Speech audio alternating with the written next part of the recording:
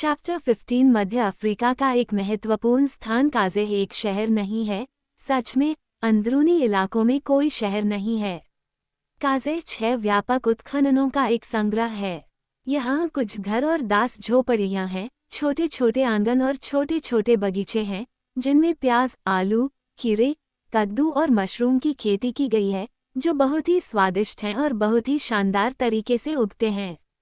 उन्याम्वेज़ी चांद का देश है, बाकी सबसे ऊपर अफ्रीका का उपजाऊ और शानदार उद्यान स्थल। इसके केंद्र में उन्यानम्बे जिला है, एक स्वादिष्ट क्षेत्र जहां ओमानी के कुछ परिवार जो बहुत शुद्ध अरबी मूल के हैं, विलासितापूर्ण आलस्य में रहते हैं। उन्होंने लंबे समय तक अफ्रीका और अरब के अंदरूनी इलाकों के बीच व्यापार को संभाला है। वे गोंद, हाथी दांत, बढ़िया मलमल और गुलामों का व्यापार करते हैं। उनके कारवां भूमध्यरेखीय क्षेत्रों में हर तरफ से घूमते हैं और वे विलासिता और आनंद की उन वस्तुओं की तलाश में तट पर भी जाते हैं जिन्हें धनी व्यापारी चाहते हैं, जबकि बाद वाले अपनी पत्नियों और अपने परिचारिकाओं से घिरे हुए इस आकर्षक देश में सबसे कम अशांत और सबसे क्षैतिज जीवन जीते हैं, हमेशा पूरी लंबाई में हंसते हुए, धूम्रपान करते हुए या सोते हुए। इन उत्खनन स्थलों के आसपास अनेक मूल निवासी निवास स्थान हैं, बाजारों के लिए विस्तृत खुले स्थान, भांग और धतूरे के खेत, शानदार पेड़ और ताजी छाया की गहराई ऐसी है काज़े। वहाँ भी कारवां का आम मिलन होता है। दक्षिण के कारवां अपने दासों और हाथीदांत के माल के साथ, और पश्चिम के कारवां जो महान झीलों के जनजातियों को कपास, कांच के बर्तन और गहने निर्यात करते हैं। अतः बाजार में हमेशा उत्साह, एक अनाम कोलाहल छाया रहता है जो मिश्रित नस्ल के कुलियों और मालवाहकों की चीखों, ढोलों की थाप, सींगों की ध्वनि, खच्चरों की हिनहिनाहट, गधों की रंक, महिलाओं के गाने, बच्चों की किलकारियां तथा कारवां के नेता या जमादार द्वारा थामे गए विशाल रतन की ध्वनि से मिलकर बना होता है, जो इस देहाती संगीत के साथ समय को गति देता है। वहाँ बिना किसी व्यवस्था की परवाह किए वास्तव में हम कह सकते हैं आकर्षक अव्यवस्था में दिखावटी वस्तुएं, कांच के मोती, हाथी दांत, गेंडे के दांत, शार्क के दांत, शहद, तंबाकू और इन क्षेत्रों के कपास फैले हुए हैं जिन्हें ग्राहकों द्वारा अजीबोगरीब सस्ते दामों पर खरीदा जाता है, जिनकी नज़र में प्रत्येक वस्तु का मूल्य केवल उस वस्तु को पाने की इच्छा के अनुपात में होता है। अचानक ये हलचल और शोर मानो जादू से बंद हो गया। गुब्बारा अभी अभी दिखाई दिया था आसमान में बहुत ऊपर, जहां वह कुछ क्षणों के लिए राजसी ढंग से मडराता रहा और फिर धीरे धीरे नीचे उतर गया, बिना अपनी लंबवतता से विचलित हुए। पुरुष, महिलाएं, बच्चे, व्यापारी और दास, अरब और नीग्रो अचानक टेम्बेस और झोपड़ियों के भीतर गायब हो गए। कैनेडी ने कहा, मेरे प्रिय डॉक्टर, यदि हम इसी तरह की सनसनी पैदा करते रहेंगे तो हमें यहाँ के लोगों के साथ व्यापारिक संबंध स्थापित करने में कुछ कठिनाई होगी। हालांकि एक तरह का व्यापार है जिसे हम आसानी से जारी रख सकते हैं, जो ने कहा, और वो ये है कि हम चुपचाप वहाँ चले जाएं और व्यापारियों के बारे में चिंता किए बिना सबसे बढ़िया माल लेकर चले जाएं। इस तरह हम अमीर बन जाएंगे। डॉक्टर ने कहा, ये मूल निवासी पहले तो थोड़ा डरे हुए हैं, लेकिन वे संदेह या जिज्ञासा के कारण जल्दी ही वापस आ जाएंगे। क्या आप सचमुच ऐसा सोचते हैं, डॉक्टर? ठीक है, हम जल्द ही देखेंगे, लेकिन उनके बहुत करीब जाना समझदारी नहीं होगी क्योंकि गुब्बारा लोहे से ढका नहीं है और इसलिए यह न तो तीर से और न ही गोली से सुरक्षित है। तो फिर आप इन अश्वेतों के साथ बातचीत की उम्मीद करते हैं? अगर हम सुरक्षित तरीके से ऐसा कर सकते हैं तो हमें क्यों नहीं करना चाहिए? यहाँ काज़े में कुछ अरब व्यापारी जरूर होंगे जो बाकियों से ज्यादा जानकार होंगे और इतने बर्बर नहीं होंगे। मुझे याद है कि बर्टन और स्पीक के पास इन लोगों के आतिथ्य के बारे में कहने के लिए सिर्फ तारीफें ही थीं, इसलिए हम कम से कम ये जोखिम तो उठा ही सकते थे। इस बीच गुब्बारा धीरे धीरे जमीन के करीब पहुंच गया और उसका एक लंगर बाजार के पास एक पेड़ के ऊपर अटक गया। इस समय तक पूरी आबादी चुपके से अपने छिपने के स्थानों से बाहर निकल आई थी और सबसे पहले अपना सिर बाहर निकाला। कई वागांगा जो अपने शंक्वाकार कवच के बैज से पहचाने जा सकते थे, साहपूर्वक आगे आए। वे इस जगह के जादूगर थे। वे अपनी कमरबंद में चर्बी से लिपटे छोटे छोटे लौकी और जादू टोने के कई अन्य सामान लिए हुए थे। वैसे ये सभी पेशेवर रूप से सबसे गंदे थे। धीरे धीरे भीड़ उनके पास इकट्ठी हो गई। महिलाएं और बच्चे उनके चारों ओर इकट्ठा हो गए। ढोल फिर से गूंजने लगे, हाथ जोर जोर से ताली बजाने लगे और फिर आसमान की ओर उठ गए। यह उनकी प्रार्थना करने की शैली है, डॉक्टर ने कहा, और अगर मैं गलत नहीं हूं तो हमें एक महान भूमिका निभाने के लिए बुलाया जाएगा। ठीक है सर, खेलिए। तुम भी मेरे अच्छे जो, शायद तुम भगवान बन जाओ। ठीक है गुरुजी, इससे मुझे ज्यादा परेशानी नहीं होगी। मुझे थोड़ी बहुत चापलूसी पसंद है। इस समय जादूगरों में से एक मायांगा ने एक संकेत दिया और सारा शोर शांत होकर गहन मौन में बदल गया। फिर उसने अजनबियों को कुछ शब्द संबोधित किए, लेकिन एक अज्ञात भाषा में। डॉक्टर फर्गुसन ने उन्हें न समझकर एक बार अरबी में कुछ वाक्य चिल्लाकर कहे और उन्हें तुरंत उसी भाषा में उत्तर दिया गया। नीचे दिए गए वक्ता ने फिर एक बहुत ही भरपूर भाषण दिया, जो बहुत ही अलंकृत था और जिसे उनके श्रोताओं ने बहुत ही गंभीरता से सुना। इससे डॉक्टर को यह समझने में देर नहीं लगी कि गुब्बारे को किसी ने साक्षात चांद समझ लिया था और यह कि वह सौम्य देवी अपने 3 बेटों के साथ शहर में आने के लिए तैयार हो गई थी। एक ऐसा सम्मान जिसे इस भूमि पर कभी नहीं भुलाया जा सकेगा, जिसे दिन के देवता बहुत प्यार करते हैं। डॉक्टर ने बहुत गरिमा के साथ उत्तर दिया कि चांद हर 1000 साल में अपने प्रांतीय दौरे पर आता है, ताकि वह अपने भक्तों के करीब पहुंच सके। इसलिए उसने उनसे विनती की कि वे उसकी उपस्थिति से परेशान न हों, बल्कि इसका फायदा उठाकर अपनी सभी ज़रूरतों और इच्छाओं को बताएं। जादूगर ने उत्तर दिया कि सुल्तान मवानी, जो कई वर्षों से बीमार था, ने स्वर्ग से सहायता की प्रार्थना की है और उसने चंद्रमा के पुत्र को उससे मिलने के लिए आमंत्रित किया है। डॉक्टर ने अपने साथियों को निमंत्रण से अवगत कराया। और आप इस नीग्रो राजा को बुलाने जा रहे हैं? कैनेडी ने पूछा। निस्संदेह ऐसा है। ये लोग अच्छे मूड में दिख रहे हैं। हवा शांत है, हवा का एक झोंका भी नहीं है और हमें गुब्बारे से डरने की कोई ज़रूरत नहीं है। लेकिन आप क्या करेंगे? इस बारे में चुप रहो मेरे प्यारे डिक। थोड़ी सी दवा के साथ मैं इस मामले को सुलझा लूंगा। फिर भीड़ को संबोधित करते हुए उन्होंने कहा, चंद्रमा ने सम्राट पर दया करते हुए, जो न्यामवेसी के बच्चों के लिए बहुत प्रिय है, हमें उसे स्वस्थ करने का आदेश दिया है। उसे हमें प्राप्त करने के लिए तैयार होने दो। शोरगुल, गीत और सभी प्रकार के प्रदर्शन दोगुने बढ़ गए और काले सिरों वाला विशाल चींटियों का घोंसला फिर से सक्रिय हो गया। अब मेरे दोस्तों, डॉक्टर फर्ग्यूसन ने कहा, हमें हर चीज के लिए पहले से ही तैयार रहना चाहिए। हमें किसी भी समय अप्रत्याशित रूप से इसे छोड़ने के लिए मजबूर होना पड़ सकता है और अतिरिक्त गति से आगे बढ़ना पड़ सकता है। इसलिए डिक को कार में रहना चाहिए और सिलेंडर को गर्म रखना चाहिए ताकि गुब्बारे के लिए पर्याप्त आरोही बल सुरक्षित हो सके। लंगर मजबूती से बंधा हुआ है और इस संबंध में डरने की कोई बात नहीं है। मैं नीचे उतरूंगा और जो मेरे साथ जाएगा केवल उसे सीढ़ी के नीचे रहना होगा। क्या तुम उस ब्लैकमोर की मांद में अकेले जा रहे हो? कैसे? डॉक्टर, क्या मुझे आपके साथ नहीं जाना चाहिए? नहीं, मैं अकेला ही जाऊंगा। ये भले लोग समझते हैं कि चांद की देवी उनसे मिलने आई है और उनका अंधविश्वास मेरी रक्षा करता है, इसलिए डरो मत और हर एक उस स्थान पर रहे जो मैंने उसे सौंपा है। ठीक है, चूंकि आप यही चाहते हैं, कैनेडी ने आह भरते हुए कहा। गैस के फैलाव को ध्यान से देखें। मान गया। इस समय तक मूल निवासियों की चीखें दोगुनी हो गई थीं और वे स्वर्गीय शक्तियों से सहायता की जोरदार गुहार लगा रहे थे। वहाँ, जो ने कहा, वे अपने अच्छे चंद्रमा और उसके दिव्य पुत्रों के लिए अपने आदेशों में बहुत कठोर हैं। डॉक्टर अपनी यात्रा करने वाली दवा की पेटी लेकर जमीन पर उतरे, जो उनके आगे था, जिसने अपना चेहरा सीधा रखा और मामले की परिस्थितियों के अनुसार गंभीर और जानकार दिख रहा था। फिर वह अरबों की तरह सीढ़ी के नीचे बैठ गया, अपने पैरों को अपने नीचे मोड़कर, और भीड़ का एक हिस्सा उसके चारों ओर सम्मानपूर्वक दूरी पर एक घेरा बनाकर इकट्ठा हो गया।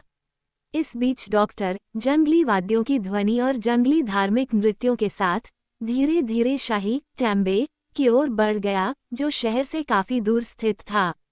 लगभग 3 बजे थे और सूरज चमक रहा था। वास्तव में इतने भव्य अवसर पर इससे कम क्या हो सकता था। डॉक्टर ने बड़ी गरिमा के साथ आगे बढ़ना शुरू किया। वागंगा ने उसे घेर लिया और भीड़ से दूर रखा। जल्द ही उसके साथ सुल्तान का सगा बेटा, एक सुंदर कदकाठी का नौजवान आ गया, जो देश की प्रथा के अनुसार बूढ़े व्यक्ति के वैध बच्चों को छोड़कर पैतृक संपत्ति का एकमात्र वारिस था। उसने चांद के बेटे के सामने खुद को झुकाया, लेकिन चांद के बेटे ने उसे कृपापूर्वक अपने पैरों पर खड़ा कर दिया। 3/4 घंटे बाद उष्णकटिबंधीय वनस्पतियों की प्रचुरता से घिरे छायादार रास्तों से होते हुए यह उत्साही जुलूस सुल्तान के महल में पहुंचा, जो एक प्रकार का चौकोर भवन था जिसे इतितेन्या कहा जाता था और जो एक पहाड़ी की ढलान पर स्थित था। छप्पर की छत से बना एक प्रकार का बरामदा बाहर की ओर सजा हुआ था, जो लकड़ी के खंभों पर टिका हुआ था, जिन पर नक्काशी किए जाने का कुछ दिखावा था। गहरे लाल रंग की मिट्टी की लंबी रेखाओं ने दीवारों को ऐसे सजाया था जो मनुष्यों और सांपों के रूपों को पुनः पेश करने का प्रयास करते थे। बाद वाले की नकल निश्चित रूप से पहले की तुलना में बेहतर थी। इस निवास की छत सीधे दीवारों पर टिकी नहीं थी और इसलिए हवा स्वतंत्र रूप से घूम सकती थी, लेकिन वहां खिड़कियां नहीं थीं और दरवाज़ा शायद ही इस नाम के योग्य था। डॉक्टर फर्ग्यूसन का स्वागत सुल्तान के रक्षकों और पसंदीदा लोगों ने पूरे सम्मान के साथ किया। ये एक अच्छी नस्ल के लोग थे, जिन्हें तथाकथित वान्यामवेजी कहा जाता था, जो मध्य अफ्रीकी आबादी का एक शुद्ध प्रकार था, मजबूत, हृष्ट-पुष्ट, अच्छी तरह से बने और शानदार स्थिति में। उनके बाल बहुत सारे छोटे छोटे बालों में बटे हुए उनके कंधों पर लटक रहे थे और काले नीले चीरों के जरिए उन्होंने मंदिरों से लेकर मुंह तक अपने गालों पर टैटू गुदवाए थे। उनके कान, जो भयावह रूप से फैले हुए थे, उनमें लकड़ी की डिस्क और गोंद कोपल की प्लेटें लटक रही थीं। वे चमकीले रंग के कपड़े पहने हुए थे और सैनिकारी दांत वाले युद्ध क्लब, धनुष और तीरों से लैस थे, जो कांटेदार और यूफोर्बियम के रस से जहरीले थे। कटलास, सिमा, एक लंबी कृपाण आरी जैसे दांतों वाली और कुछ छोटी युद्ध कुल्हाड़ियां। डॉक्टर महल में आगे बढ़ा और वहां सुल्तान की बीमारी के बावजूद, जो शोर पहले बहुत भयानक था, उसके पहुंचते ही दोगुना हो गया। उसने देखा कि दरवाजे के चौखट पर कुछ खरगोशों की दुम और जेब्रा के अयाल ताबीज की तरह लटके हुए थे। उसका स्वागत महामहिम की पत्नियों के पूरे दल ने किया, ओपातु की मधुर धुनों के साथ, जो तांबे की केतली के तले से बनी एक तरह की झांझ होती है, और किलिंडो के शोर के साथ, जो एक 5 फीट ऊंचा ढोल होता है, जिसे पेड़ के तने से खोखला करके बनाया जाता है और जिसे 2 गहरे काले रंग के कलाकारों की भारी सींगदार मुट्ठियों से बजाया जाता है। ज्यादातर महिलाएं काफी सुंदर थीं और वे बड़े काले पाइपों में तंबाकू और थेंग पीते हुए हंसती और बातें करती थीं।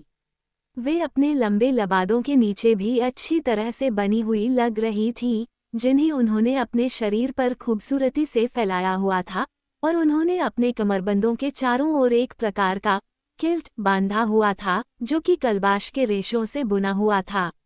उनमें से 6 लोग पार्टी में सबसे कम खुशमिजाज नहीं थे, हालांकि उन्हें बाकी लोगों से अलग रखा गया था और क्रूर भाग्य के लिए आरक्षित किया गया था। सुल्तान की मृत्यु पर उन्हें उसके साथ जिंदा दफना दिया जाना था, ताकि अनंत एकांत की अवधि के दौरान उसका ध्यान भटकाया जा सके। डॉक्टर फर्ग्यूसन ने तेजी से पूरे दृश्य को देखा और लकड़ी के सोफे के पास पहुंचे जिस पर सुल्तान लेटा हुआ था। वहां उन्होंने लगभग 40 वर्षीय एक व्यक्ति को देखा, जो हर तरह के यौन शोषण से पूरी तरह से पीड़ित था और ऐसी हालत में था कि कुछ भी करने को नहीं बचा था। इतने सालों से उसे जो बीमारी थी, वह बस लगातार नशे की लत थी। शाही शराबी लगभग पूरी तरह से बेहोश हो चुका था और दुनिया का सारा अमोनिया भी उसे फिर से अपने पैरों पर खड़ा नहीं कर सकता था। इस गंभीर यात्रा के दौरान उनके पसंदीदा और महिलाएं घुटनों के बल बैठी रहीं। शक्तिशाली कॉर्डियल की कुछ बूंदों के जरिए डॉक्टर ने एक पल के लिए अपने सामने पड़े हुए क्षत विक्षत शव को फिर से जीवित कर दिया। सुल्तान ने हलचल मचाई और एक मृत शरीर के लिए जिसने कई घंटों पहले जीवन का कोई संकेत नहीं दिया था, इस लक्षण को डॉक्टर के सम्मान में चिल्लाने और रोने की जबरदस्त पुनरावृत्ति के साथ प्राप्त किया गया। बाद वाले ने, जो अब तक काफी कुछ देख चुका था, तेजी से अपने अति उत्साही प्रशंसकों को एक तरफ कर दिया और महल से बाहर चले गए तथा तुरंत अपने कदम गुब्बारे की ओर बढ़ा दिए, क्योंकि अब शाम के 6 बज चुके थे। जो अपनी अनुपस्थिति के दौरान चुपचाप सीढ़ी के नीचे इंतजार कर रहा था, जहां भीड़ ने उसे अपना सबसे विनम्र सम्मान दिया। चांद के एक सच्चे बेटे की तरह उसने उन्हें आगे बढ़ने दिया। एक देवता के लिए वो एक बहुत ही चतुर व्यक्ति की तरह लग रहा था, किसी भी तरह से घमंडी नहीं, बल्कि युवा अश्वेत महिलाओं से सुखद रूप से परिचित था, जो उसे देखने से कभी नहीं थकती थीं। इसके अलावा वो उनके साथ सुखद बातचीत करने तक चला गया। मेरी पूजा करो, देवियों, मेरी पूजा करो, उसने उनसे कहा। अगर मैं देवी का बेटा हूँ, तो मैं एक चतुर किस्म का शैतान हूँ। वे उसके लिए प्रायश्चित उपहार लाए, जैसे कि आमतौर पर फेटिछात्स या मज़िमों में रखे जाते हैं। इन उपहारों में जौ के डंठल और पोम्बे शामिल थे। जो ने खुद को मजबूत बियर की बाद वाली प्रजाति का स्वाद चखने के लिए बाध्य माना, लेकिन उसका तालु, हालांकि जिन और विस्की का आदी था, नए पे की ताकत का सामना नहीं कर सका और उसे एक भयानक मुंह बनाना पड़ा, जिसे उसके सांवले दोस्तों ने एक दयालु मुस्कान समझ लिया। इसके बाद युवा युवतियां मधुर स्वर में अपनी आवाज मिलाते हुए अत्यंत गंभीरता के साथ उसके चारों ओर नृत्य करने लगीं। आह, तुम नाच रहे हो, है न? उसने कहा। ठीक है, मैं विनम्रता में तुमसे पीछे नहीं रहूंगा और इसलिए मैं तुम्हें अपनी एक देशी रील दूंगा। तो वह ऐसा करने लगा। अब तक देखी गई सबसे जंगली नृत्यों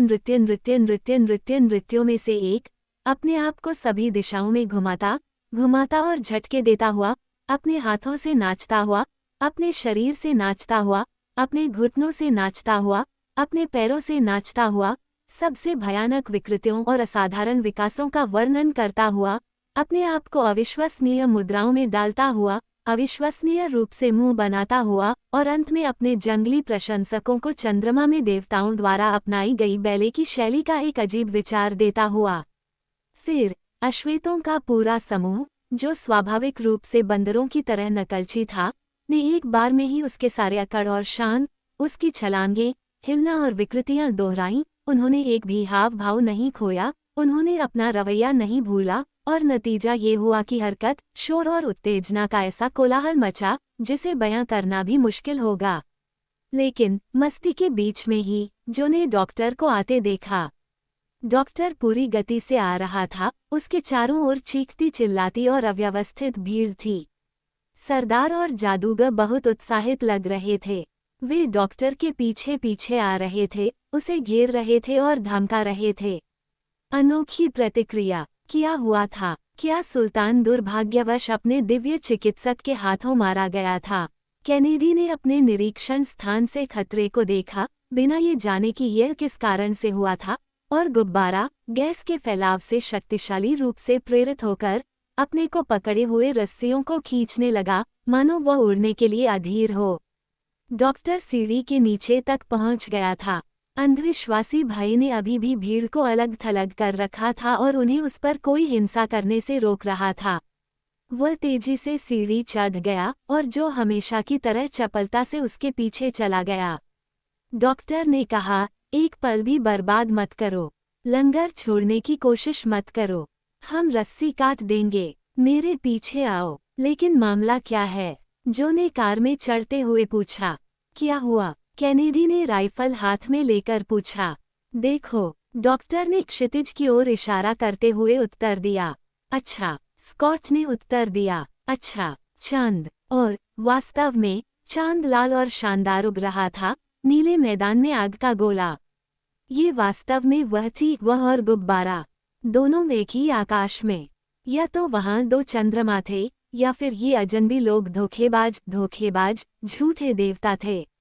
भीड़ की प्रतिक्रियाएं ऐसे ही स्वाभाविक थीं और इसलिए उनकी भावनाएं भी ऐसी ही थीं। जो अपनी जान पर खेलकर भी अपनी हंसी नहीं रोक सका और काजे के लोगों ने ये समझ लिया कि उनका शिकार उनके चंगुल से निकल रहा है, इसलिए उन्होंने बहुत देर तक चीखना चिल्लाना शुरू कर दिया और इस दौरान उन्होंने अपने धनुष और बंदूकों से गुब्बारे पर निशाना साधा। लेकिन जादूगरों में से एक ने इशारा किया और सारे हथियार नीचे कर दिए गए। फिर वह पेड़ पर चढ़ने लगा, रस्सी पकड़कर मशीन को जमीन पर गिराने का इरादा रखता था। जो कुल्हाड़ी लेकर आगे बढ़ा। क्या मैं काट दूं? उसने कहा। नहीं, एक क्षण रुको, डॉक्टर ने उत्तर दिया। लेकिन ये काला, हम शायद अपना लंगर बचा लें और मैं इस बात पर बहुत विश्वास करता हूँ। हमेशा ही समय रहेगा कि हम अपनी राह छोड़ सकें। जादूगर ने सही स्थान पर चढ़कर इतनी तीव्रता से काम किया कि वो लंगर को अलग करने में सफल हो गया और लंगर ने उसी क्षण गुब्बारे के शुरू होने से जोरदार झटका देकर उस दुष्ट को अपने अंगों के बीच में फंसा लिया और उसे हवा में उस पर सवार करके उड़ा दिया। भीड़ की हैरानी अवर्णनीय थी जब उन्होंने देखा कि उनका एक वागंगा इस प्रकार अंतरिक्ष में उड़ गया। हज़ा, जो ने दहाड़ते हुए कहा, जब गुब्बारा अपनी आरोही शक्ति के कारण अधिक तेजी से आसमान में ऊपर की ओर बढ़ गया। कैनेडी ने कहा, वह अच्छी तरह से टिके हुए हैं, थोड़ी सी यात्रा उनके लिए अच्छा रहेगी। क्या हम इस अंधकार को एक ही बार में छोड़ दें? जो ने पूछा। अरे नहीं, डॉक्टर ने जवाब दिया, हम उसे आसानी से नीचे उतार देंगे और मैं गारंटी देता हूँ कि इस तरह के साहसिक कार्य के बाद जादूगर की शक्ति उसके साथियों की दृष्टि में काफ़ी बढ़ जाएगी। क्यों? मैं उन्हें उसे भगवान बनाने की अनुमति नहीं दूंगा, जो ने हंसते हुए कहा। विक्टोरिया इस समय तक 1000 फीट की ऊंचाई पर पहुंच चुका था और ब्लैक हताश ऊर्जा के साथ रस्सी से लटका हुआ था। वह पूरी तरह से चुप हो गया था और उसकी आंखें स्थिर थीं, क्योंकि उसके भय में विस्मय भी था। हल्की पश्चिमी हवा गुब्बारे को शहर के ठीक ऊपर और उससे बहुत दूर तक उड़ा रही थी। आधे घंटे बाद डॉक्टर ने देखा कि देश सुनसान हो गया है। उसने अपने सिलेंडर की लौ को धीमा किया और जमीन की ओर उतरा। घास से 20 फीट ऊपर भयभीत जादूगर ने पलक झपकते ही अपना मन बना लिया। उसने खुद को नीचे गिरा लिया, अपने पैरों पर गिर गया और काजे की ओर तेज गति से भाग गया, जबकि गुब्बारा अचानक उसके वजन से मुक्त होकर फिर से अपने रास्ते पर चला गया।